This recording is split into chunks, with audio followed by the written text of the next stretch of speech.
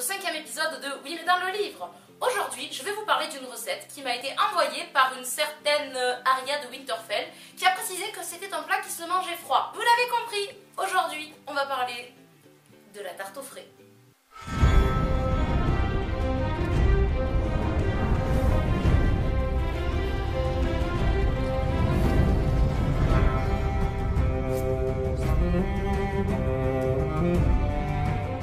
À la fin de la saison 6, Arya fait la peau au vieux Walder Frey.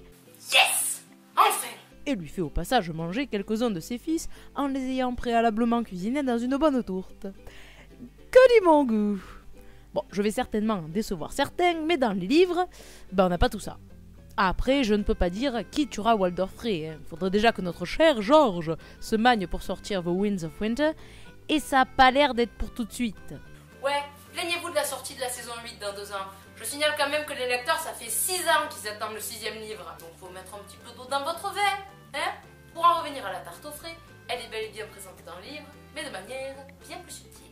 Commençons d'abord par le contexte. Et oui, ça me permet de vous montrer le grand virage que prend la série à partir des saisons 5 et 6.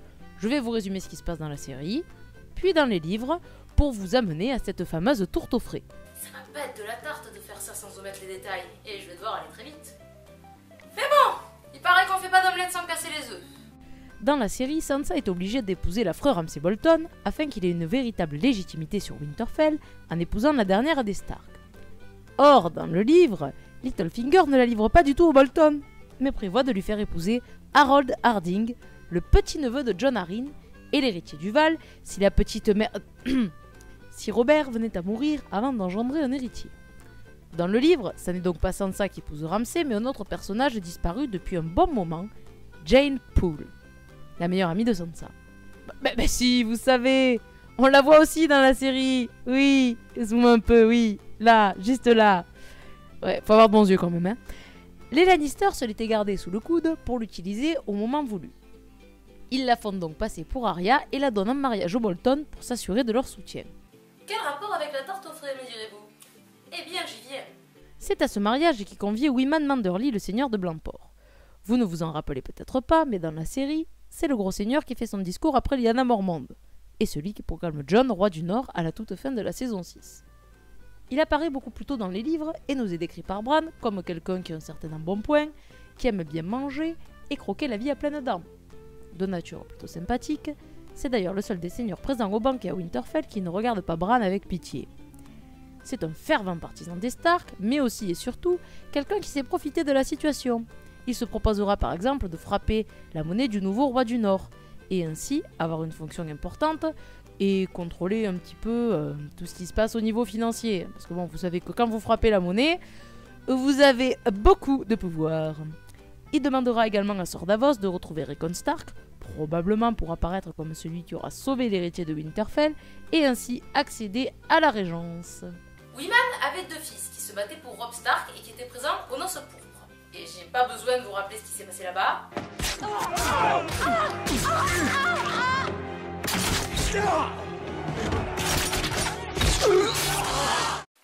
Excusez-moi, mais rien qu'y repenser, ça me rend malade. Les Frey ont tué un de ses fils et ont emprisonné l'autre. C'est comme ça qu'ils s'assurent de l'obéissance de la maison Manderly. Comme c'est quand même un seigneur qui pèse lourd, Walder Frey en profite pour fiancer 2 de ses fils aux petites filles de Wyman. Et celui-ci, bien que pas ravi du tout, n'est pas en position de refuser. C'est donc dans ce contexte que Wyman Manderly doit se rendre au mariage de Ramsay et de la fausse Arya Stark. Il est accompagné de 3 Frey, Rhaegar, Simond et Jared. Sauf que lorsqu'il arrive à Winterfell, les Frey ne sont pas avec lui. Wyman se défendra en disant qu'ils en avaient assez d'aller aussi lentement et qu'ils sont partis au devant. Oui bon, ça demande une petite explication. Wyman Manderly est gras comme un loukoum. Un loukoum de 150 kg. Et par conséquent, il ne peut donc plus monter à cheval. À la place, il se déplace en calèche et ça prend donc beaucoup plus de temps.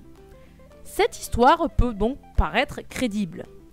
Cependant, nous, lecteurs, savons grâce à un chapitre centré sur Davos que Wyman avait prévu de se débarrasser des 3 Frey et que son alliance avec eux n'était qu'une couverture pour remettre les Stark sur le trône et empêcher que son dernier fils ne se fasse exécuter dans les règles de l'art.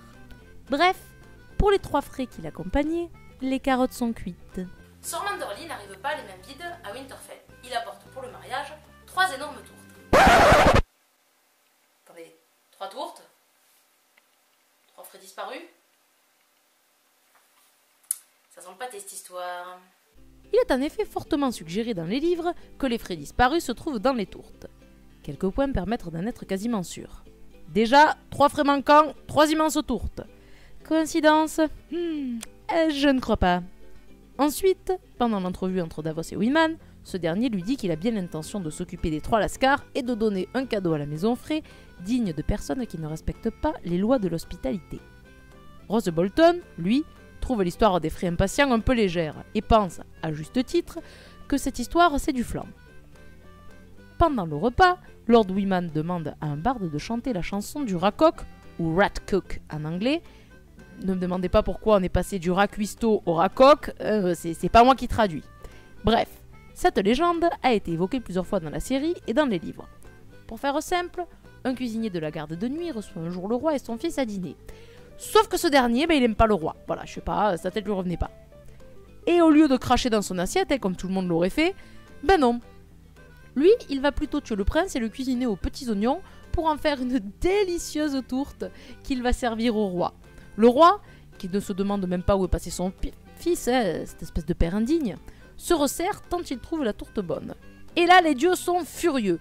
Mais attention, pas parce que le cuisinier a commis un meurtre, pas parce qu'on est face à un cas de cannibalisme par procuration, et surtout pas parce qu'on a fait manger un fils à son père. Non, non, non, c'est juste parce qu'il a violé les lois de l'hospitalité. Eh oui, que voulez-vous, on mange pas de ce pain-là à Westeros. Les lois de l'hospitalité, c'est sacré. Par contre, pour un meurtre du cannibalisme, là, on va pas en faire tout un fromage, hein. Ce genre de choses arrive naturellement tous les jours.